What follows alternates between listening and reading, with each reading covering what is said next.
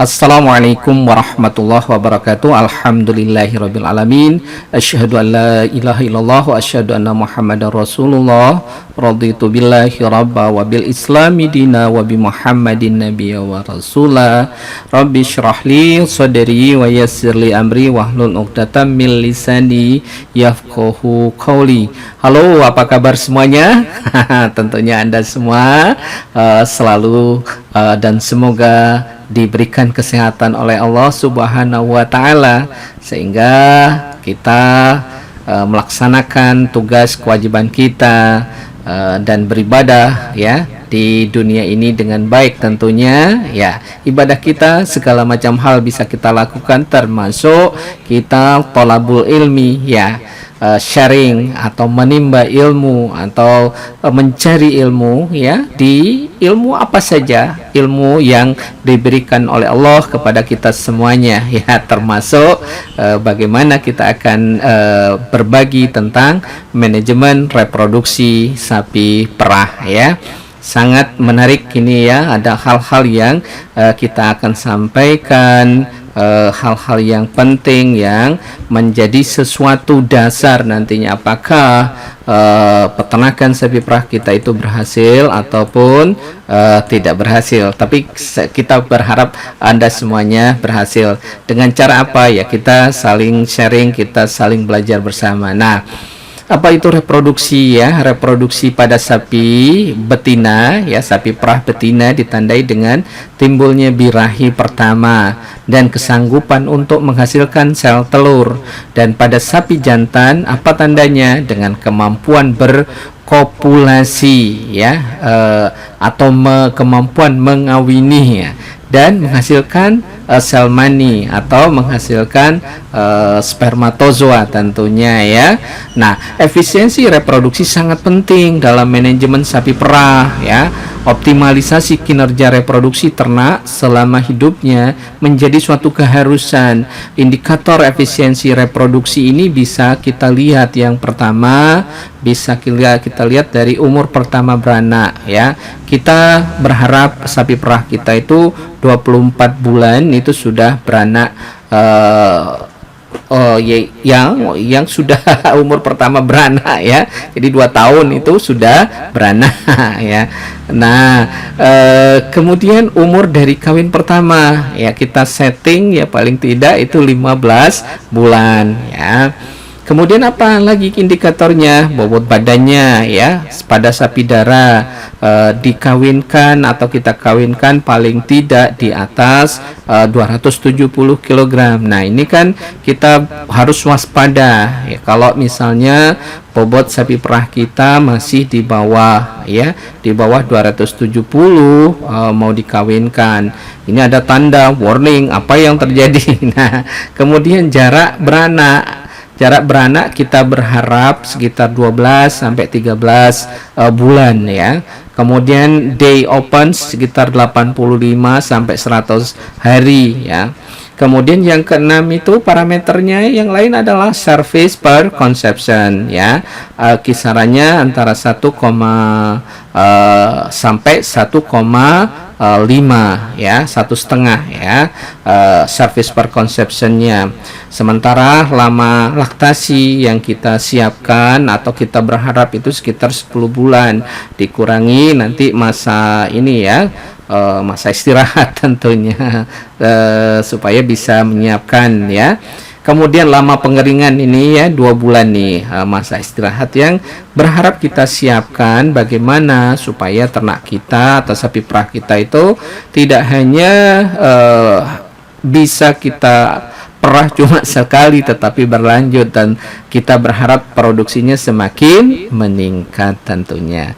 Nah, kemudian yang berikutnya adalah calf crop-nya di atas 80%. Itu hal-hal yang menjadi perhatian kita, menjadi tanda-tanda supaya kita menyiapkan kriterianya seperti yang tergambar di atas. Nah, Kalau ada indikasi gangguan reproduksi pada sapi perah, apa tanda-tandanya? Ya, misalnya jarak antar beranak melebihi 400 hari. Nah, ini harus juga sudah mulai kita berpikir apakah ternak ini akan kita kaling atau seperti apa ya. Kaling itu diafkir ya, karena kita tahu bahwa kalau mundur-mundur terus ya, biaya produksi, biaya pakan itu sangat besar sekali untuk sapi perah ini. Oleh karena itu benar-benar kita sedemikian rupa harus kita rekod, harus kita catat ya, jangan sampai mundur terus. Nah, kemudian jarak antara melahirkan sampai bunting kembali melebihi 120 hari ya. Ini tidak diharapkan ya. Jangan sampai jarak melahirkan sampai bunting kembali ya, itu melebihi 120 hari. Kemudian yang ketiga, angka kebuntingan kurang dari 50% ya. Nah, berikutnya adalah rata-rata jumlah perkawinan per kebuntingan lebih besar dari 2. Jadi sampai 3 kali misalnya. Ini sudah tidak efisien ya. Perlu difikirkan untuk kita kaling ternak atau sapi perah kita. Atau jangan berpikir, oh Pak sayang Pak, ini kan sudah kita pelihara lama. Tetapi kalau kita biarkan, itu akan bisa mengurangi keuntungan kita di dalam kita beternak sapi perah. Bukan masalah sayang tidak sayang, tapi ini bisa menimbulkan kerugian yang lebih besar ya. Kemudian yang kelima, jumlah induk sapi yang lebih dari 3 kali IB untuk terjadinya kebuntingan melebihi 30%. Nah, kalau kita punya kawanan atau punya sapi perah ya, jumlah induk sapinya lebih besar 3 kali IB-nya atau sekitar melebihi 30%. Nah, ini sudah kita harus cepat putuskan untuk melakukan afkir ya, yang tidak produktif itu ya mau tidak mau.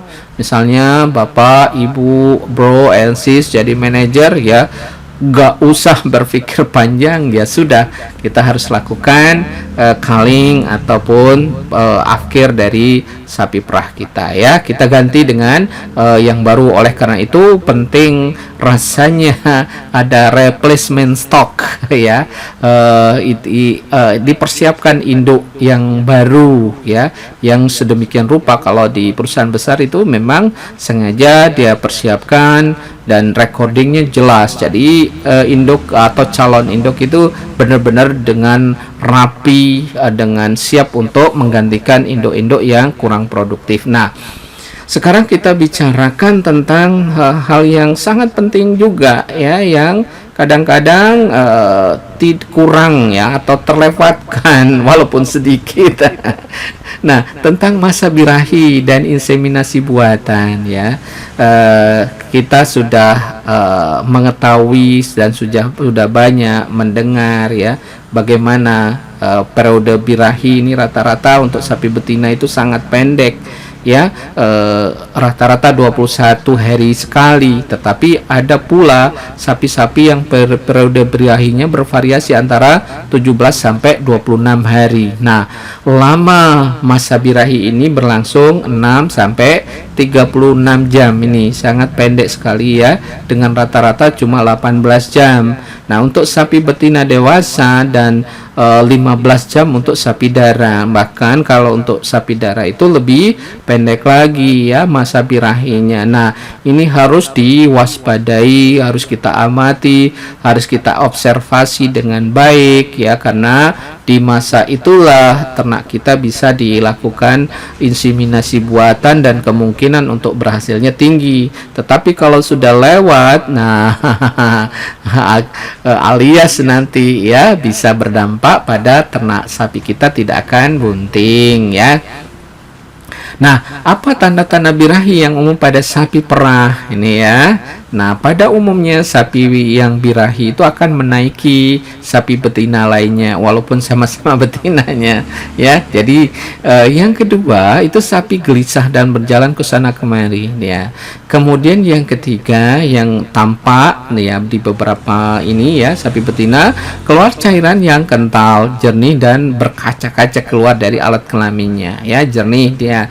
Kemudian yang keempat itu kemaluannya atau vulvanya berwarna merah, bengkak dan hangat. Nah, pada sapi muda yang sehat dan normal akan menunjukkan perubahan pada beberapa anggota badannya, terutama yang paling menonjol adalah perubahan tingkah lakunya apabila sapi tersebut dalam keadaan birahi ataupun ingin kawin. Ini adalah tanda-tanda yang harus dipahami, tidak hanya dipahami ya, dimengerti, kemudian benar-benar secara teknis kita bisa mengamati itu dengan baik ya, jangan sampai kelewatan. Nah, untuk mempermudah di masyarakat terutama di Jawa itu nanti ini disesuaikan di daerah masing-masing ya istilah ini, karena memang ini adalah bahasa Jawa ya.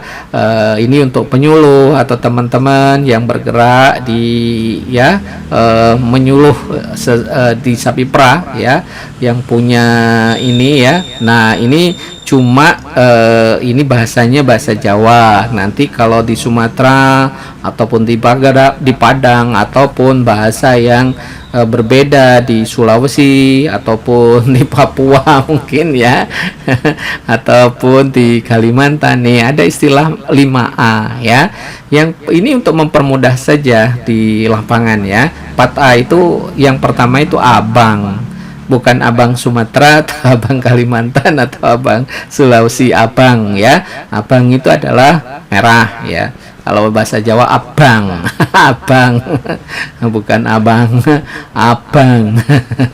Oke, itu merah. Yang kedua itu apuh, B-nya BH, apuh ya, bengkak ya, ya. Jadi itu abang, apuh, merah, bengkak, kemudian anget, hangat ya. Kemudian yang keempat itu ayit atau berlendir.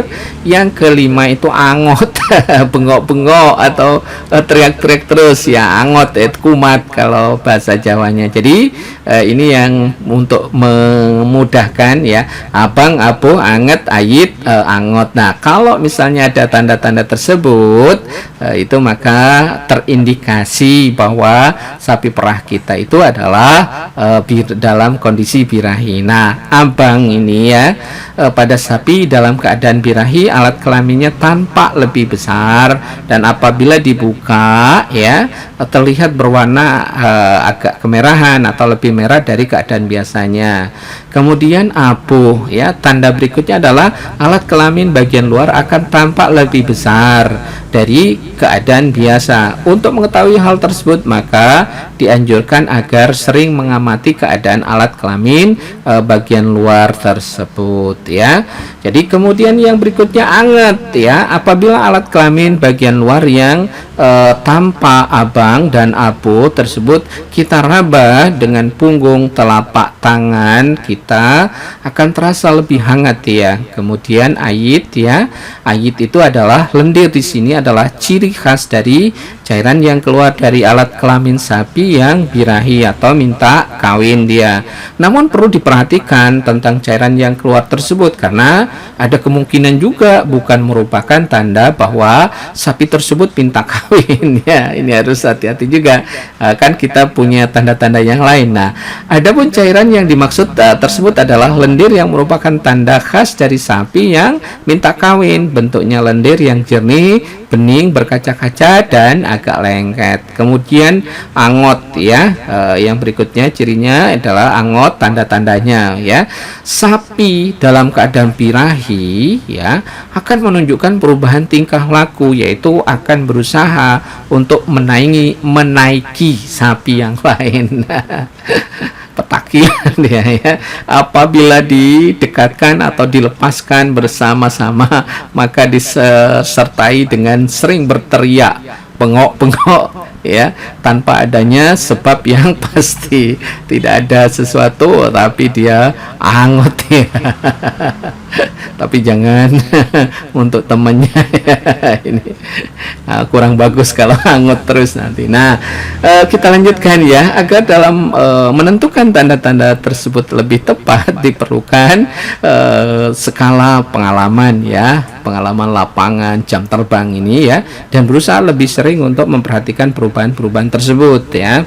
Di perusahaan yang besar memang disiapkan tenaga khusus yang untuk mengamati atau melihat, mengobservasi kalau ternak itu lagi birahi, kemudian dikasih tanda ya.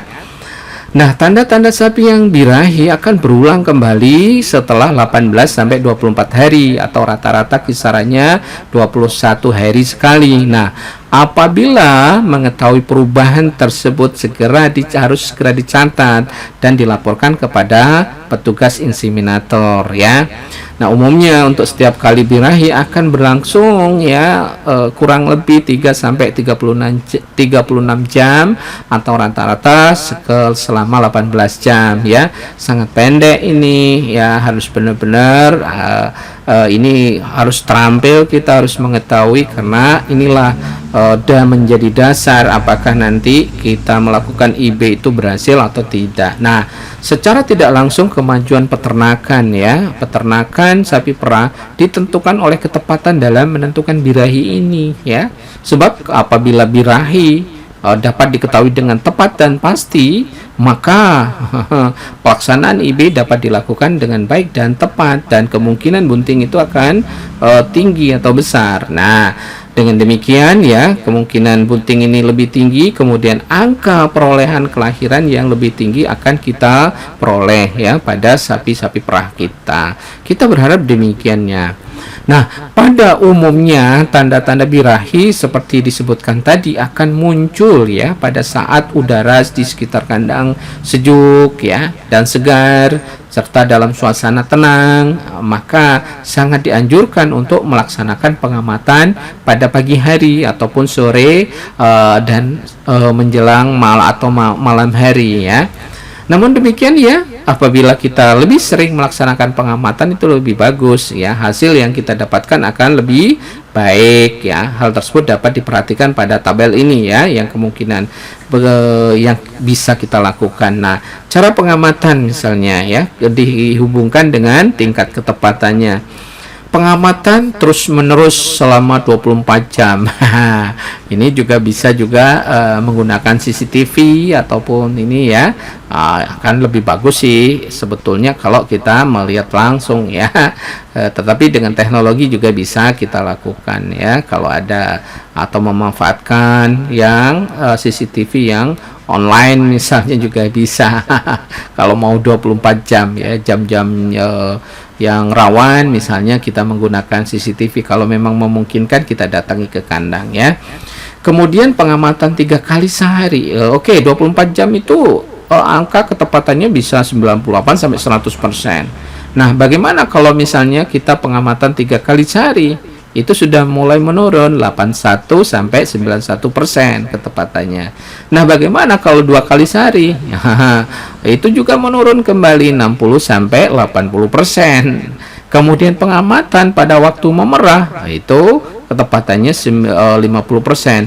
Nah, pengamatan yang kalau kita menggunakan pejantan ini juga sama tingginya dengan pengamatan selama 24 jam. Ini ketepatannya 98 sampai 100 jam.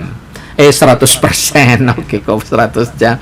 Oke, jadi ini sangat terlihat, sangat signifikan sekali ya, betapa ini sangat strategis kita harus lakukan di dalam pengamatan birahi ini. Semakin kita rajin, semakin kita mengamati dengan baik, itu bisa ketepatannya, prosentasenya itu akan besar ya, atau tinggi. Itu intinya ya, betapa kita harus bisa dan mampu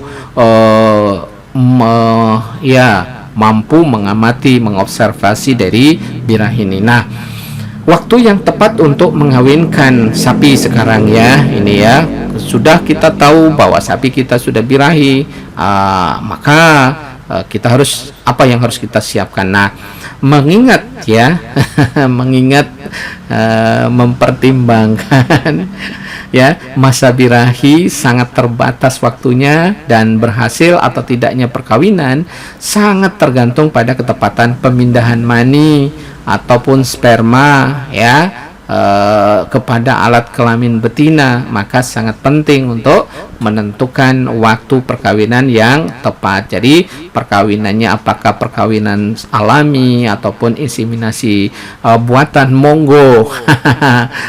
yang enaknya seperti apa ya, yang penting memang betinanya itu birahi. Nah, saat yang paling baik untuk melakukan perkawinan sapi yang minta kawin adalah pada saat sapi tersebut menunjukkan tanda-tanda perubahan tingkah laku birahi sampai dengan plus minus atau kurang lebih 6 jam sesudah terjadinya tanda-tanda birahi itu lenyap ya. Nah, itu hal-hal yang kemudian pengamatan birahi kembali setelah sapi dikawinkan ya. Seperti kita ketahui bahwa ada beberapa faktor yang mempengaruhi keberhasilan pelaksanaan perkawinan ini ya. Berarti bahwa apabila sapi sudah dikawinkan tidaklah berarti langsung bunting ya. Tidak bisa kita mengatakan langsung bunting. Ini sering terjadi ya. Karena hal tersebut juga perlu kita lakukan tindakan pengontrolan ulang ya. Baik mengamati tanda-tanda birahi pada 21 hari kemudian itu harus kita perhatikan, karena harus kita observasi ya, harus kita lihat 21 hari setelahnya, setelah dilakukan IB atau perkawinan secara alami ya. Nah, peternak atau petugas teknis sapi perah harus mengetahui tanda-tanda birahi karena sangat penting dalam menentukan waktu perkawinan yang tepat dan keberhasilan inseminasi buatan. Sehingga apa? Ya, kita harapkan setahun sekali sapinya beranak. Hal ini sangat penting untuk menjamin bibit sapi perah dan produksi susu. Harus difikirkan, harus kita ketahui bahwa mundurnya atau ulang kita meng-IB itu berarti mundur, dan biaya operasional terutama pakan untuk sapi perah itu sangat tinggi. Maka kalau mundur 21 hari itu udah terbayang. Kalau 1 hari sapi itu 30 sampai 50 ribu itu sudah 21 hari kosong itu kita ngasih makan. Kalau jumlah sapinya 1, tapi kalau 100 dan seterusnya cukup besar juga biayanya ya. Jadi itu ini juga harus dipertimbangkan, harus kita pahami dengan baik ya. Nah, ada pula sapi-sapi yang mempunyai sifat birahi yang diem. Ini juga sering terjadi ya, atau dikenal dengan silent heat ya, sehingga pada saat birahi tidak menunjukkan gejala dia. Birahinya tidak jelas. Hal ini tentu akan menyulitkan peternak ataupun petugas teknis yang kita siapkan ya, karena memang tidak ada tanda-tanda birahinya. Nah, maka inilah pentingnya dilakukan pencatatan reproduksi, itu mutlak ya. Kenapa kita di dalam sapi perah itu kita harus melakukan pencatatan atau recording pada ternak, dan dilakukan sterility control atau kontrol khusus untuk kasus reproduksi oleh dokter hewan untuk penanganan yang lebih lanjut ya. Nah, ini memang ya bisa juga kita lakukan kalau ada kasus seperti ini. Kita bisa mencoba atau melakukan menggunakan pejantan ya, tetapi akan repot sekali ya. Kalau ternaknya sedikit sih nggak ada masalah, tapi kalau banyak juga akan merepotkan yang bawa ternak jantan yang begitu besar itu, dan bahkan bisa berbahaya kalau tidak terkendali ya. Nah, sapi yang baru beranak dapat dikawinkan plus minus ya kurang lebih 60 hari ya, sekitar 2 bulan setelah beranak, dan diusahakan tidak melebihi 90 hari setelah beranak. Nah, ini pertimbangan lagi ya, biaya untuk pakan itu sangat besar untuk sapi perah ini ya, dan biaya-biaya lain tentunya. Jadi kalau bisa upayakan 60 hari setelah beranak itu sudah dikawinkan kembali, dan diusahakan tidak melebihi 90 hari atau 9 atau 3 bulan ya setelah beranak. Itu hal-hal yang harus di luar kepala kita pahami ya, dan kita laksanakan di lapangan ya. Mudah-mudahan ini bisa menjadi patokan yang sederhana tentunya ya. Nah, ada beberapa faktor yang mempengaruhi keberhasilan inseminasi buatan. Di antaranya ialah yang pertama ya memang kondisi si betina, meliputi kesehatan dan anatomi organ reproduksinya. Kemudian body condition score-nya atau BCS-nya, lingkungan dan juga pakannya juga juga bisa mempengaruhi ektoparasit dan endoparasit yang ada. Ini jangan sampai terjadi dan semuanya bisa terkontrol sehingga ternak kita benar-benar dalam keadaan sehat, baik organ reproduksinya ataupun kesehatan secara umum ya. Bisa saja terjadi karena faktor nutrisinya atau pemberian pakannya yang kurang baik, itu bisa mempengaruhi pada kondisi si sapi betina. Kemudian yang kedua itu faktornya setelah betina itu adalah spermatozoa ya. Tentunya ini adalah faktor dari pejantan ya. Dilihat dari total sperma yang motil ya, dia punya motilitas atau persentase motilitasnya dan konsentrasinya ya.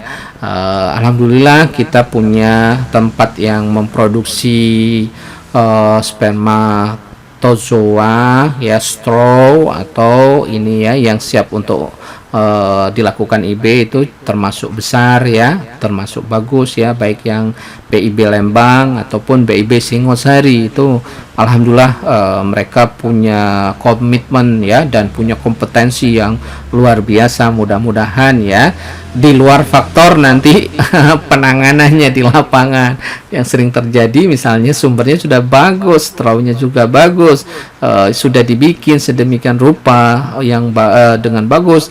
Begitu sampai di daerah, nah kalau penanganannya, penyimpanan dan lain-lain dari straw ini ya, straw itu tempat menyimpan ini ya, seperti lidi, tempat ininya ya, kemudian kontainernya juga menyimpannya juga nggak bagus ya. Ini juga akan berpengaruh pada tadi konsentrasi dan sperma, motilitas spermatozoanya ya. Kalau kawin alam ya mau tidak mau ya faktor dari sapi pejantannya. Kemudian yang ketiga faktornya itu adalah ketepatan waktu IB, inseminasi buatan. Ini berkaitan dengan siklus birahi si betina ya.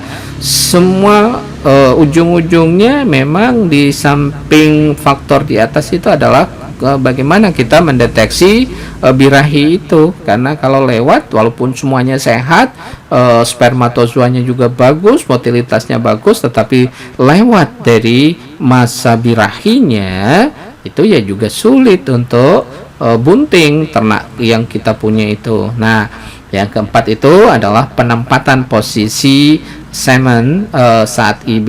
Ini berkaitan dengan keterampilan inseminatornya. Nah, tepatnya di depan serviks plus minus 3 cm ya. Ini kita kan banyak melihat ya, kadang-kadang inseminator yang sudah berpengalaman itu sangat direbut sangat diinginkan oleh peternak untuk melakukan IB itu. Tapi ya kalau nggak terampil, resikonya juga bisa nggak bagus. Nanti begitu diinseminasi ternak kita tidak bunting. Itu pentingnya kita mempunyai atau memilih inseminator yang punya kemampuan yang baik dan punya pengalaman tentunya ya. Nah, setelah itu ya, di inseminasi setelah bunting itu yang perlu dilakukan juga itu adalah pemeriksaan kebuntingan. Tidak hanya manusia ya di USG, tetapi kalau ternak ya memang ada alatnya untuk USG, tetapi mahal ya. Kalau misalnya pada ternak itu dilakukan pemeriksaan kebuntingan ya, suatu pemeriksaan kebuntingan secara tepat dan dini sangat penting bagi program terutama pemulia biakan ternak ya. Nah, kesanggupan untuk menentukan kebuntingan secara tepat dan dini perlu dimiliki oleh setiap dokter hewan, lapangan, atau petugas pemeriksa kebuntingan ya. Sekarang itu banyak saudara-saudara kita atau tenaga teknis yang memang dia dilatih untuk mempunyai keterampilan di bidang periksa kebuntingan atau PKB, termasuk nanti menjadi inseminator tentunya ya. Nah, palpasi perektal terhadap uterus dan isinya merupakan cara paling praktis dan cepat ya untuk menentukan kebuntingan pada ternak sapi, terutama sapi perah ya. Orientasi anatomik dan prosedur pemeriksaan yang tepat merupakan dasar keberhasilan pemeriksaan kebuntingan per rektal. Diagnosis misalnya memakai metode ini dapat dilakukan paling cepat ini ya 35 hari sesudah inseminasi ya. Ketepatan di atas 95% itu dapat diperoleh kalau sudah sekitar 2 bulan atau 60 hari masa kebuntingan ya. Ini yang sering dilakukan di lapangan ya. Jadi paling cepat itu 35 hari, sementara insya Allah akan ketepatannya bisa mencapai 95% diperoleh kalau sudah 60 hari ya masa kebuntingan. Dan itu juga balik-balik ke keterampilan yang atau tenaga teknis yang mempunyai kemampuan di dalam pemeriksaan kebuntingan ini ya. Jam terbang juga sangat menentukan. Nah, indikasi yang pasti adanya kebuntingan pada ternak sapi ditentukan melalui pemeriksaan rektal ya. Misalnya palpasi kornua uteri yang membesar berisi cairan plasenta dari hari ke-30 sampai ke-90 periode kebuntingan. Nah, yang kedua, palpasi secara halus dan sangat hati-hati terhadap kantong amnion ya, jangan sampai sobek. Nah, pada kebuntingan yang muda misalnya 35 sampai 50 hari. Nah, selip selaput votal ya, allantochorion ya, pada penjepitan secara luas terhadap uterus di antara ibu jari dan jari telunjuk ya pada kebuntingan muda sekitar 40 sampai 90 hari ya dilakukan. Nah, perabaan pada dan pemantulan kembali fetus di dalam uterus yang membesar yang berisi selaput fetus dan cairan plasenta. Ya, itu beberapa hal. Kemudian perabaan plasentoma, kemudian yang keenam itu bisa dilakukan palpasi arteria uterin media yang membesar, berdinding tipis dan berdesir atau fremitus ya. Semuanya kalau bisa ya usahakan ya menggunakan dokter hewan atau memang tenaga teknis yang menguasai hal ini, karena itu bisa berakibat fatal bagi sapi kita atau ternak kita. Nah, tanda-tanda yang kurang pasti tetapi ikut menentukan diagnosis kebuntingan adalah asimetri kornua uteri yang teraba melalui bifurcation kornua uteri, terutama pada kebuntingan yang muda ya. Kemudian pembesaran ukuran uterus dan penipisan serta pengembangan dindingnya. Kemudian lokasi uterus di dalam rongga abdomen, lokasi, ukuran, dan persistensi korpus luteum, dan perubahan-perubahan pada vaginalnya. Nah, itu beberapa hal yang bisa dilakukan di dalam proses pemeriksaan atau PKB ya, kebuntingan ya, pemeriksaan kebuntingan ya. Nah, kalau semuanya sudah kita lewati perjalanannya, apa yang harus kita lakukan kembali ya? Ada proses atau tata laksana persiapan kelahiran. Nah, periode kebuntingan berbeda sesuai dengan bangsa ternak tertentu ya. Lama kebuntingan sapi rata-rata sekitar 280 hari dengan variasi misalnya antara 274 sampai 290 hari. Nah, berdasarkan tanggal kawin terakhir, ini perlu perlunya kita mencatat atau recording ya, dan hasil pemeriksaan kebuntingan, maka dapat diperkirakan tanggal perkiraan beranak. Ya sama sebetulnya, maaf ya, kita katakan dengan manusia secara umum ya, bisa kita prediksi kapan dia akan terjadi kelahiran nantinya atau partus. Oke, pada saat menjelang kelahiran, peternak atau petugas teknis sapi harus mempersiapkan kondisi lingkungan yang bersih ya, di mana kita tempatkan ternak sapi yang mau melahirkan ya. Nah, higienis juga tenang dan nyaman. Hal ini sangat penting bagi induk pedet yang dilahirkan, sehingga kelahiran menjadi lebih lancar. Misalnya induk maupun anaknya terhindar dari infeksi penyakit yang mungkin dan bisa terjadi kalau kandang kita jorok. Ya, ini juga kita berharap jangan sampai demikian ya. Nah, tanda-tanda induk yang akan melahirkan menunjukkan kelainan tingkah laku ya.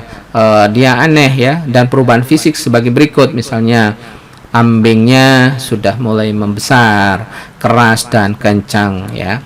Kemudian kalau kita lihat sapinya, nampak dia gelisah karena merasa kesakitan dia, maka induk sebentar berdiri ya, kemudian berbaring kembali karena sudah merasa kesakitan atau dolores ya, ataupun merasa sudah terjadi kontraksi di ini ya.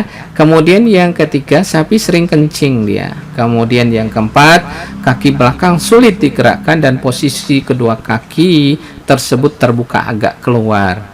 Nah, kemudian bibir kemaluan sudah mulai membesar. Kemudian yang keenam, tubuh tampak memanjang, sedangkan perut sudah mulai turun ke bawah. Nah, yang ketujuh, jika puting dipijit ya, puting maksudnya puting ambing ya, puting susunya, pertama-tama keluar cairan berwarna seperti air kental, kemudian berubah menjadi susu biasa. Nah, ini yang harus kita pahami, harus kita ini ya, untuk kita semua ya. Susu pertama kali dikeluarkan waktu sapi melahirkan itu susu kolostrum, itu mutlak harus diberikan kepada anaknya atau si pedet, karena ini warisan yang tertinggi ya, warisan yang luar biasa seorang induk ya, bukan ya seekor induk, bukan seorang induk, bagi anaknya termasuk manusia juga. Ini mengandung nutrisi yang luar biasa pada susu awal-awal ini, susu kolostrum. Memang bentuknya kurang bagus ya, kadang-kadang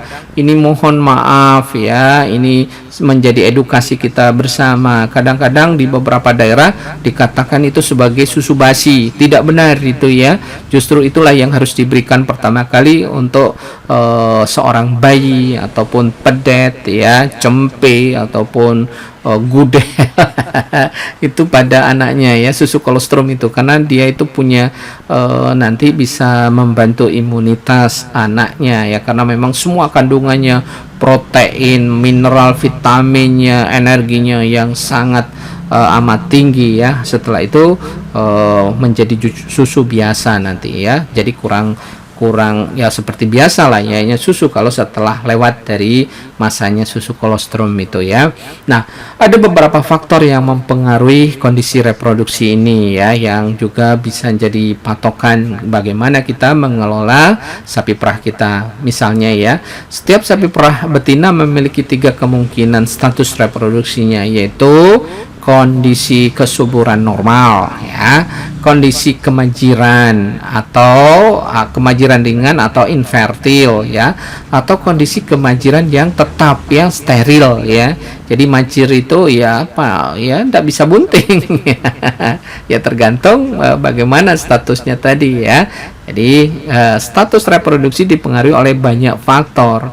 Faktor yang mempengaruhi reproduksi pada ternak itu misalnya secara hormonal. Jika ada gangguan hormon, maka akan dijumpai kasus seperti corpus luteum persisten, kista ovarium, atau hipofungsi dari ovariumnya. Nah, yang kedua, di dalam proses pengelolaan ternaknya ya, pengelolaan ternak yang kurang baik, misalnya deteksi birahi yang kurang baik ya, pemberian pakan juga kurang, ternak di kandang terus, tidak ada exercise atau olahraganya, kemudian kandang terlalu sempit dan tertutup, pengap ya, dan berbagai faktor yang menyebabkan stres lainnya dapat menyebabkan gangguan reproduksi. Itu pentingnya bagaimana kita harus paham di dalam pengelolaan ternak itu ya. Jadi banyak faktor yang bisa mempengaruhi reproduksi ini. Kemudian bisa saja terjadi misalnya penyakit kelamin yang menular. Jika ada ternak yang menderita penyakit kelamin menular, maka akan sangat berbahaya ya pada suatu kelompok ternak karena akan menyebar dengan cepat ya. Nah, penyebabnya bisa antara lain ya bakteri, misalnya brucellosis ya, fibriosis, leptospirosis, listeriosis ya, termasuk yang ini ya macam-macam ya. Ini sisis ini berbahaya.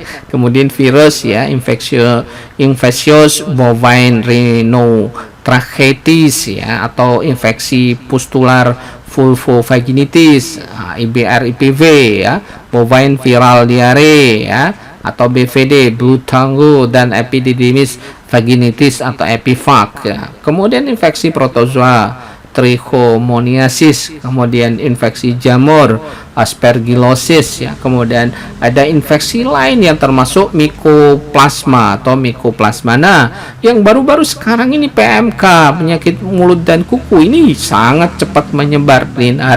Harus hati-hati nih ya.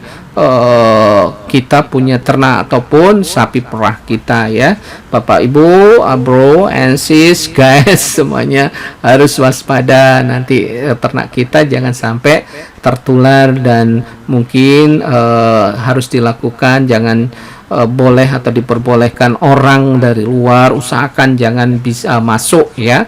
Apalagi misalnya terjadi kasus pada di daerah kita, itu harus benar-benar mobilitas setiap semuanya ya, termasuk anak kandang kalau bisa ya, jangan terlalu banyak keluar ataupun berinteraksi dengan ternak-ternak yang lain atau tetangga ya, upayakan, karena kita tidak tahu dari mana nanti datangnya atau munculnya itu, karena bukan sesuatu yang bisa dilihat dia kasat mata, dan itu bisa menular PMK itu pada ternak atau sapi kita ya.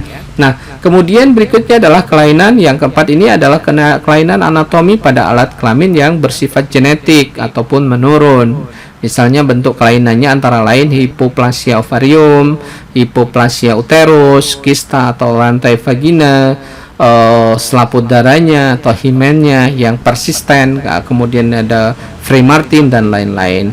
Kemudian kelainan patologi pada alat kelamin ya.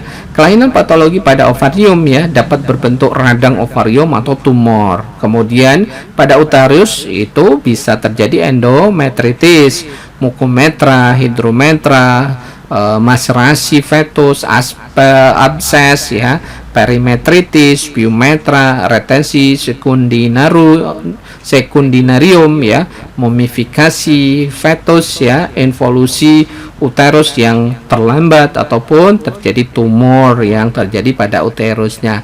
Nah, itu semuanya bisa terjadi. Nah, sementara pada serviks bisa cervicitis misalnya, abses dan tumor pada yang terjadi pada serviks.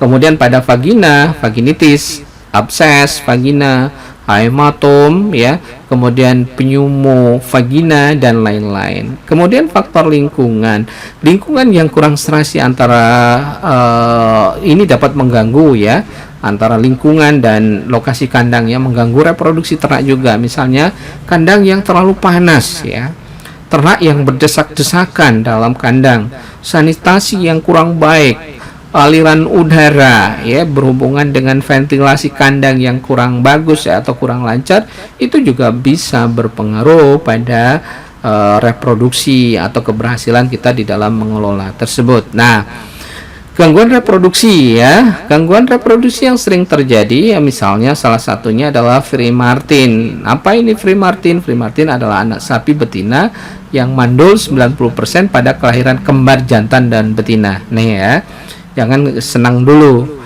kalau misalnya ternak kita bunting, anaknya 2.